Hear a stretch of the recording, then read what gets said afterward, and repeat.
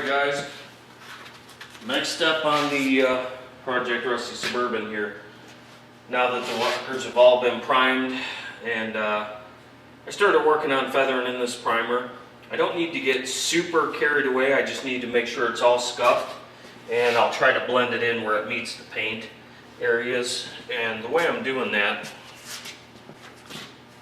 let's see if you can see that. These are Merca, it's a soft foam pad, that's 320, and red Scotch Brights, which are equivalent to about a 320 scratch. Again, this is getting rock guard over it. We don't need to worry about any major scratches because that rock guard is going to fill it. So I'm basically just going around the truck. I've already done the other side. I did that this morning. I got my respirator here, and basically I start up along these edges. I also have a soft block here, flexible one with some 320 on it. I'll start getting these edges cut in so that they're feathered in nice. And then as far as in areas like this, I'll either use this Merca pad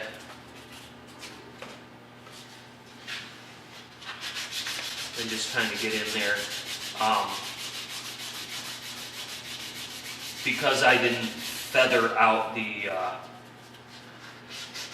any of the stone chips real well, I actually stripped all the paint off back there to an area where there weren't so many stone chips, and I wasn't seeing any rust underneath them or dark spots, pits.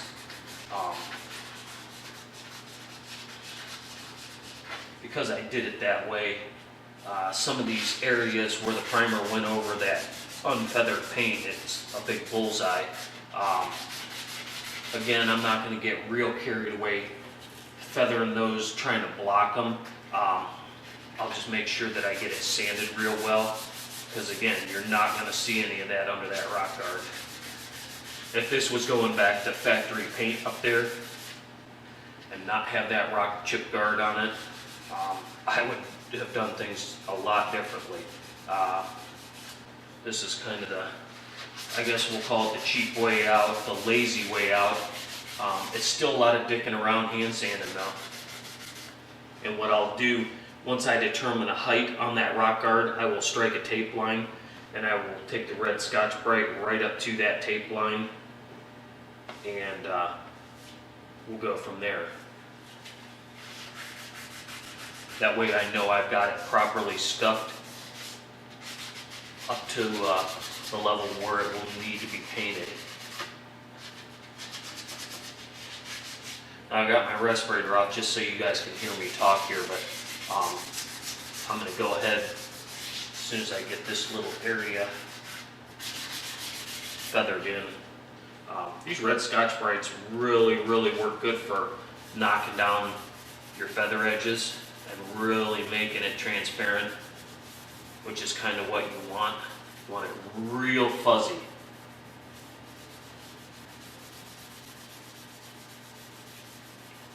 If this was going back to factory paint, this would all get sanded with 600 after this.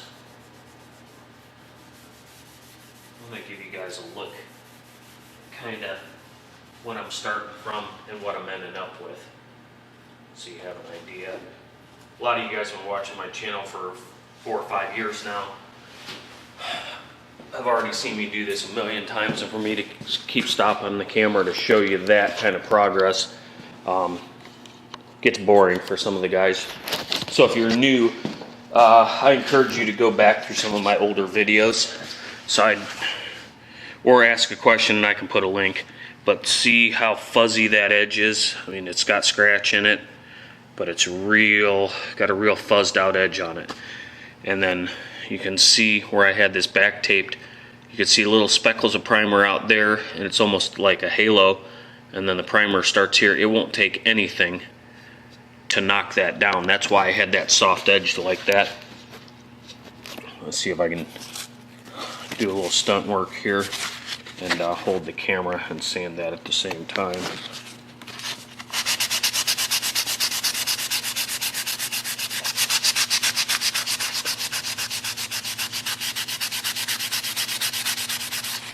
This really loads the sandpaper fast.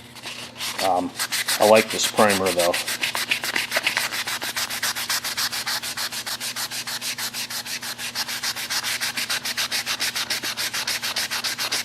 Again, I'm the king of taking things farther than they need to be because I don't like having problems. But that's really literally how quick that goes. And then I can take a red Scotch pad over that and fuzz it out even more if I want to.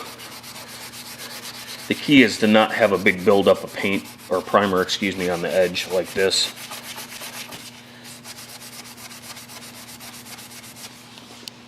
Sorry for the bouncy cam here, but in order for you guys to kind of see what's going on.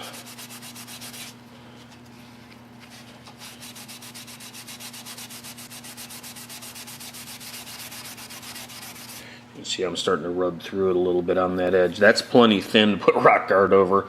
Rock guard's probably going to come up and come around up here. It's going to go higher than normal chip guard just because there was damage higher up than I anticipated, as far as stone chips and little rust pits and stuff like that. So that's kind of how it looks. This is all covered in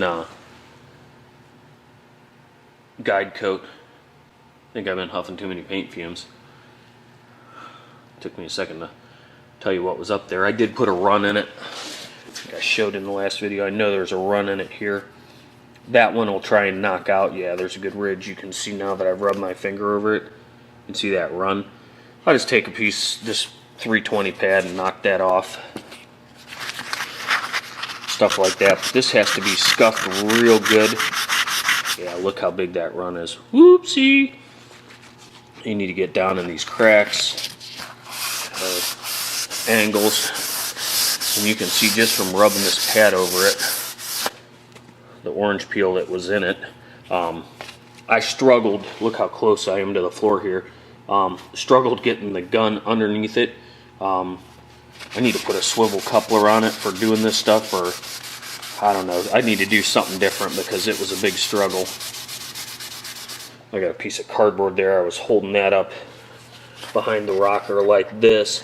I will mask it before I paint it. I was just being lazy last night. I did get some on the frame, so I'll throw some flat black on that and hide that mess. But basically it takes me about, I'd say, a solid hour and a half aside to get these sanded down to where they need to be. So I will continue on with this.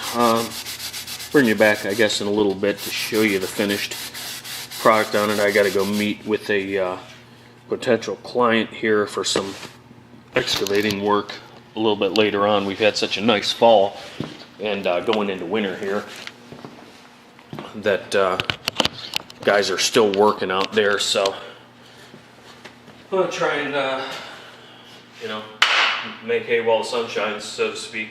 They don't need this back right away, and I'm almost ready. I'm hoping to be ready for paint tomorrow, unless I get this job and have to go to it tomorrow and do some trenching and excavating work. So I'll bring you guys back in a little bit, and we'll see you then. Alright, I said I'd bring you back when the primer was sanded. Well, I kind of kept going. This whole thing is masked up and bagged up, ready to go. Some points of interest here. Basically, I'm going to blow paint back into these areas. These are difficult areas for me to mask. What I've done is I've wedged paper back against the inner fender liner.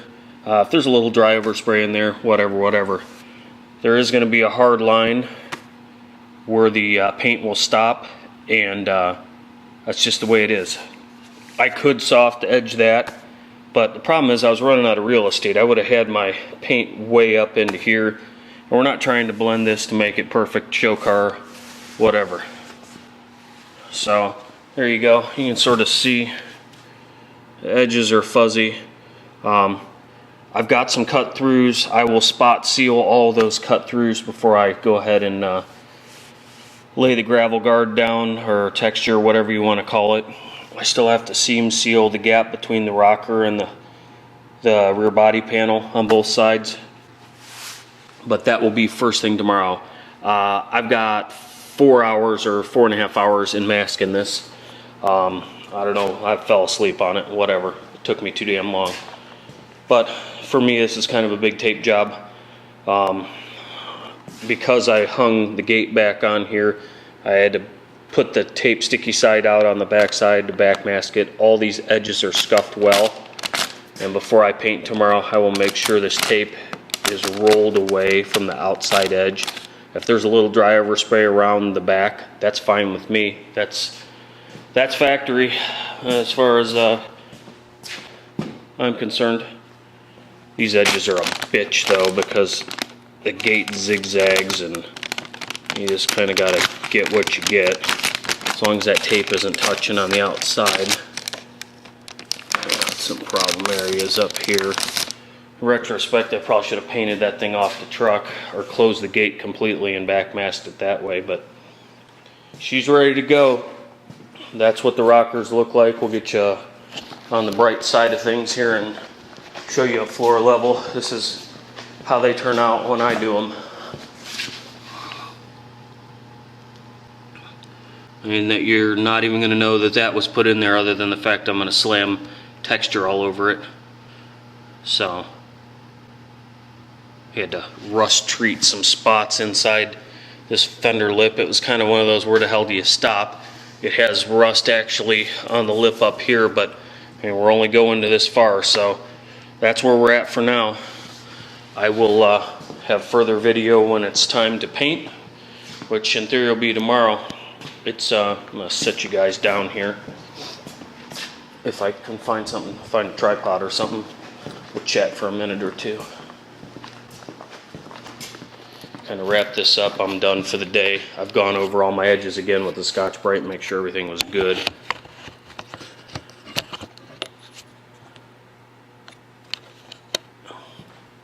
So here we are. What's today? December 8th, and it's 50 degrees out. It's supposed to be 55 in the rain tomorrow. Rather not paint when it's raining out, but when I'm running that torpedo heater down the other side of the building, it sucks the moisture right out. I mean, it just literally burns it out of here. And I'd rather paint something where I have this much that I've got to do. I've got to run the fan nonstop. I'd rather paint it when it's raining and warm than dry and freezing cold. That's just a lot of area I'm going to be, well, unfortunately for me, I can't raise this thing any higher, or I'll hit my ceiling height in here. But basically, I'm going to be doing this on a creeper, trying to get this lower area down here so that I can maintain my distance and still be able to see what I'm doing. Otherwise, I kind of be flying blind. Now, I can fly blind, that's not a problem. I mean, you see there's not a lot of light in here anyway, and I have to move my little movable light station around to see well enough to work. But, you know, that's the way I do them as far as these kind go. I'd like to get a mid-rise lift, a pad lift that goes underneath the vehicle, but the problem is they're rated at like 6,000 or 7,000 pounds. That might lift a Suburban, but getting into like my Ford Super Duty or the bigger trucks, I'm sure it'll lift it, but it's not rated for that. So the other problem is my ceiling height. I'll pan you guys up. I mean, you can see, I don't know, I got a tape measure somewhere here.